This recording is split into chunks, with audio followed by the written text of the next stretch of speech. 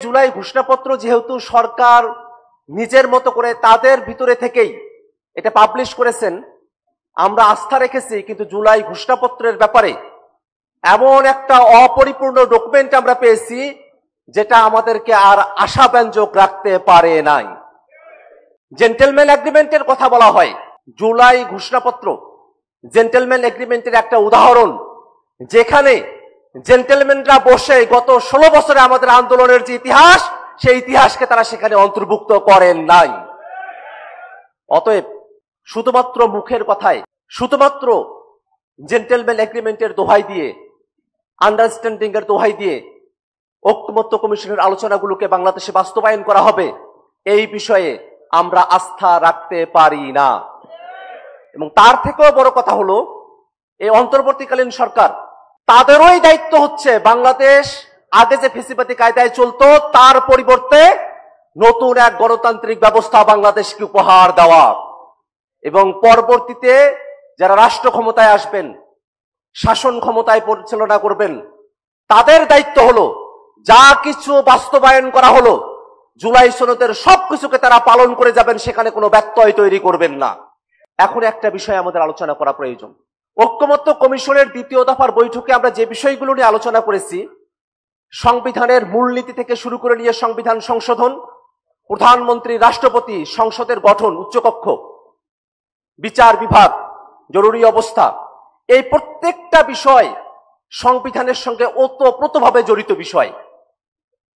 আমরা এতগুলো বিষয়ে সংবিধানের বর্তমান যে টেক্সট, তাতে পরিবর্তনের কথা বলেছি, তাতে এই সংবিধান কার্যত আর এক্সিস্টিং থাকে না, এটা আর থাকেই না।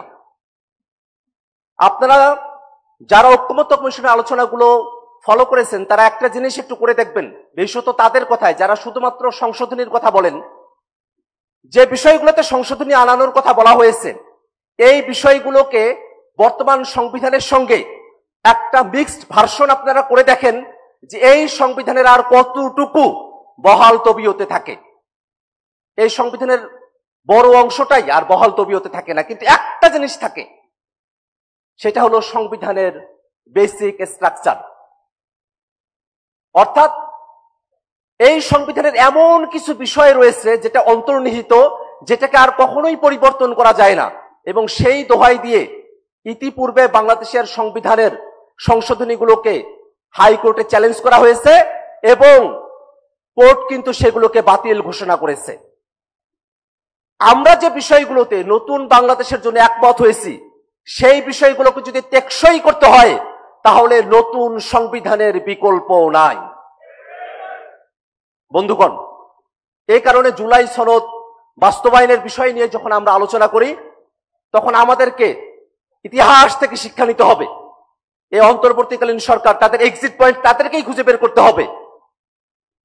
তারা লিগ্যাল ফ্রেমওয়ার্ক অর্ডার এলএফও করার মধ্য দিয়ে নিজেরাও যেমন এক্সিট পয়েন্ট পাবেন, বাংলাদেশের মানুষেরা জুলাই সনদ বাস্তবায়নের আইনি ভিত্তি পাবে, গণপরিষদ নির্বাচনের মধ্য দিয়ে নতুন সংবিধান হবে, ফেসিবাদী সংবিধান থেকে মানুষ মুক্তি পেয়ে গণতন্ত্রের পথে বাংলাদেশের উত্তরণ ঘটবে। এবং সে জায়গায় বাংলাদেশের ফেসিবাদ বিরোধী সকল রাজনৈতিক দলকে ব্যক্তিগত দলীয় অবস্থান থেকে সরে এসে জাতির স্বার্থে, বাংলাদেশের টেকসই গণতন্ত্রের স্বার্থে সকল রাজনৈতিক দলকে টেবিলের আলোচনাতেই এই জুলাই সনদ বাস্তবায়নের পথ পরিষ্কার করে বাংলাদেশের মানুষকে স্বস্তি প্রদান করতে আহ্বান রেখে আমি আমার বক্তব্য এখানে শেষ করছি। ইনকিলাব জিন্দাবাদ। আপনার স্বপ্নগুলো আকাশ ছবি প্রবাসীর হেলিকপ্টারের মাধ্যমে, বিয়ে, জন্মদিন অথবা যে কোনো বিশেষ প্রয়োজনে হেলিকপ্টার ভাড়া করতে যোগাযোগ করুন স্ক্রিনে দেয়া নাম্বারে। প্রবাসীর হেলিকপ্টার, নিরাপদ ও সাশ্রয়ী বাহনের বিশ্বস্ত নাম।